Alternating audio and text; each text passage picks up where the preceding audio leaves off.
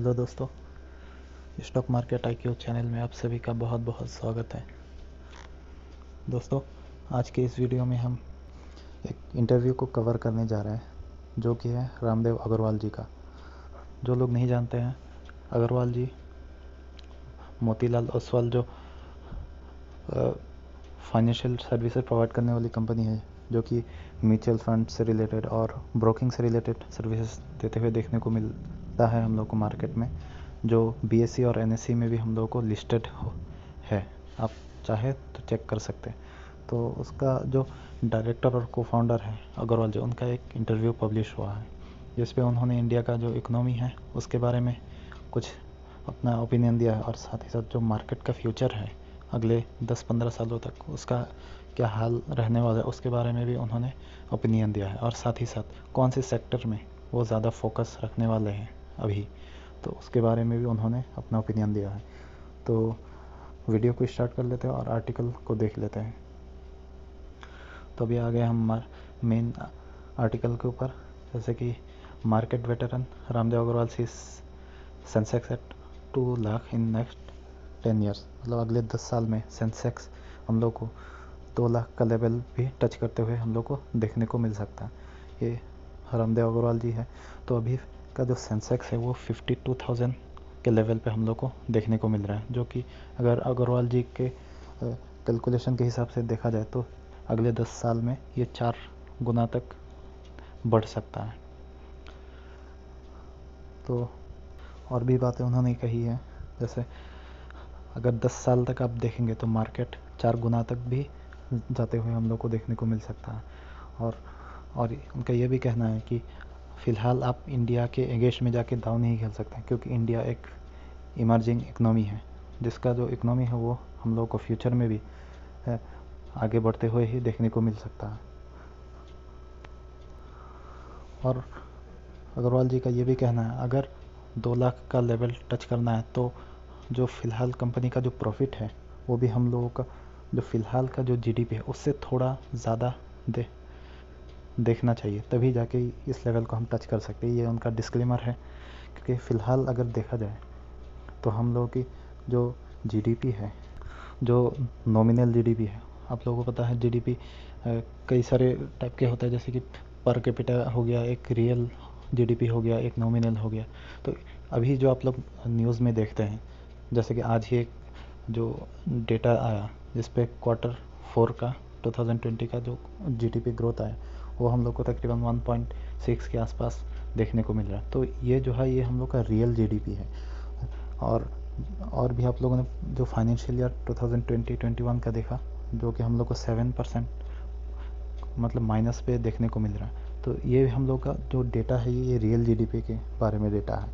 Nominal और real GDP में फ़र्क क्या है, वैसे हम लोग थोड़ा डाइवर्ट हो रहे हैं टॉपिक से, तो फिर भी हम लोग देख लेते हैं कि नॉमिनल और रियल में क्या फ़र्क है। बस ज़्यादा फ़र्क नहीं है, बस मेन फ़र्क जो है वो यही है कि जो नॉमिनल है इस पे इन्फ्लेशन भी काउंट हो जाता है। मतलब इन्फ्लेशन जो है उसी के हिसाब से हम लोगों को मार्केट में जो डेटा है जीडीपी का वो देखने को मिलता है। और रियल जीडीपी जो है, जो क्योंकि हम लोग को पता है हर साल 4% 5% इन्फ्लेशन देखते हुए मिलता है हम लोग को मार्केट में। तो रियल जीडीपी में इन्फ्लेशन जो है वो एडजस्ट हो जाता है। तो बस इतना ही फ़र्क है, इसलिए आपको रियल जीडीपी जो है वो नॉमिनल से हमेशा ही मतलब कम ही देखने को मिलता है। तो वैसे हम लोग थोड़ा टॉपिक से डाइवर्ट हो गए। तो फ़िलहाल हम लोग का जो नॉमिनल जीडीपी का ग्रोथ है वो 12 से लेके 13% देखने को मिल रहा है। और रामदेव अग्रवाल जी का कहना है कि हम लोग का जो प्रॉफिट है कंपनी का, या फिर सेंसेक्स का जो प्रॉफिट है वो हम लोगों को 10% देखने को मिल रहा है फ़िलहाल। तो ये अगर 15% तक पहुंच जाए जो सेंसेक्स का रिटर्न है, कंपाउंडेड जो ग्रोथ है, तो उस हिसाब से 2030 तक हम लोगों को मार्केट जो है वो 2 लाख का लेवल भी हम लोग को टच करते हुए देखने को मिल सकता है। और सेंसेक्स ने जैसे 19,000 के लेवल पे था 2011 में, और 50,000 का लेवल भी टच कर लिया 2021 में। मतलब कंपाउंडेड जो सेंसेक्स का ग्रोथ है या फिर मार्केट का जो ओवरऑल जो कंपाउंडेड ग्रोथ है वो 10% चल रहा है फ़िलहाल। और अगर रामदेव जी का कैलकुलेशन के हिसाब से अगर 2 लाख का लेवल टच करना है तो 15% एनुअल अगर ग्रोथ देखा जाए तब जाके 2030 तक हम लोग को उस लेवल तक जाते हुए देखने को मिल सकता है, ऐसा अग्रवाल जी का कहना है।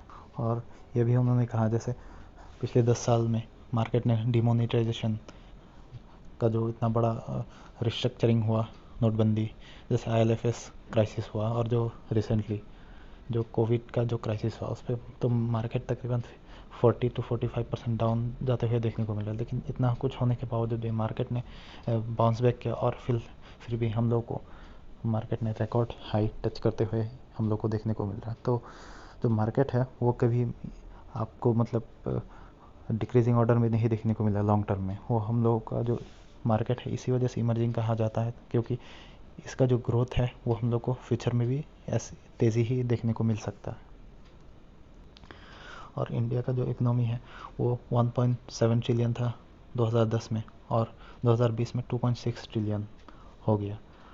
और सेम पीरियड में मतलब चाइना ने 13 ट्रिलियन का भी मार्क क्रॉस कर लिया। और वैसे भी आप लोग जानते हैं कि इंडियन गवर्नमेंट का टारगेट है कि 2025 तक, जी हाँ 2025 तक जो इंडिया का जो इकोनॉमी है वो 5 ट्रिलियन तक बनाना है।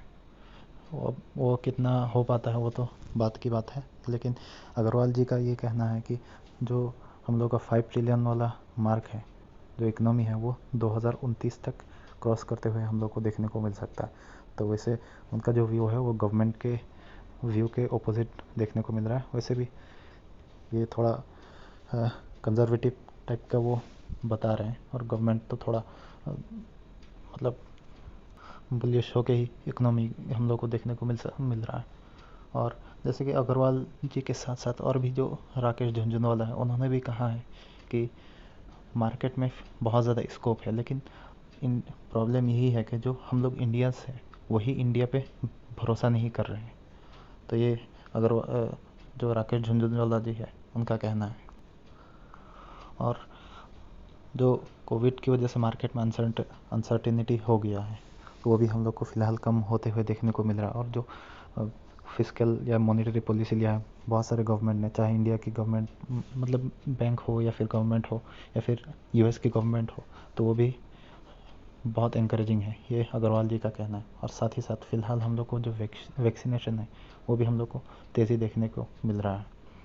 और अग्रवाल जी ये भी कह रहे हैं कि जो मार्केट है वो हम लोग को कैश एप रिकवरी देखने को मिल रहा है। कैश एप रिकवरी वही होता है कि जिसपे कि जो बहुत ज़्यादा रेजिलियंट कंपनी है या फिर बहुत बड़ी कंपनी है वो तो प्रॉस्पर करेंगे, लेकिन जो बहुत सारी छोटी कंपनी है फिर जो इनोवेट नहीं कर पाते हैं वो जो है हम लोग को मतलब उस सब कंपनी का जो परफॉर्मेंस है वो हम लोग को ख़राब होते हुए हम लोग को देखने को मिला। यही है कैश एप रिकवरी। तो अभी अगर फ्यूचर अगर उनका जो स्ट्रेटजी है फ्यूचर में कि अग्रवाल जी किस पे फोकस रखने वाले, तो उनका यही कहना है कि फ़िलहाल वो जो कोविड ख़त्म होने के बाद या फिर अभी पोस्ट कोविड लॉकडाउन के बाद उनका मेन फोकस जो है वो ऑटो सेक्टर पे रहेगा, जैसे कंज्यूमर ड्यूरेबल इलेक्ट्रॉनिक्स वगैरह हो गया, पेंट सेक्टर और जो इंडस्ट्रियल गुड है उस पर ही मतलब कह रहा है कि वो इस पर ज़्यादा बुलिश है। वैसे वो डायरेक्टली तो वैसे कौन सी कंपनी पे फोकस रखने वाले वैसे तो ये कह नहीं सकते, ओपनली नहीं बोलते। तो इसी के बेसिस पे हम लोग को थोड़ा अंदाज़ा मिल जाता है कि जो बड़े बड़े दिग्गज इन्वेस्टर होते हैं तो उनका फ़िलहाल का मार्केट में फोकस किस चीज़ के ऊपर है। वैसे भी आखिर में डिसीजन आपका अपना ही होना चाहिए, चाहे कितने भी बड़े इन्वेस्टर कुछ भी कह दे, आपका जो मेन फोकस है वो अपनी स्टडी के ऊपर होना चाहिए। और जो आपका इनपुट है वो आप ले सकते हैं, लेकिन ब्लाइंडली किसी को भी नहीं फॉलो करना है। फाइनली जो डिसीजन है वो आप ही को लेना है, क्योंकि अगर लॉस होगा तो आपका होगा, अगर प्रॉफिट होगा तब भी आप ही का होगा। तो वीडियो थोड़ा बड़ा हो गया, तो वीडियो अगर पसंद आया तो लाइक कर दीजिएगा और चैनल को भी सब्सक्राइब कर दीजिएगा। तो मिलते हैं आपसे नेक्स्ट वीडियो में। जय हिंद।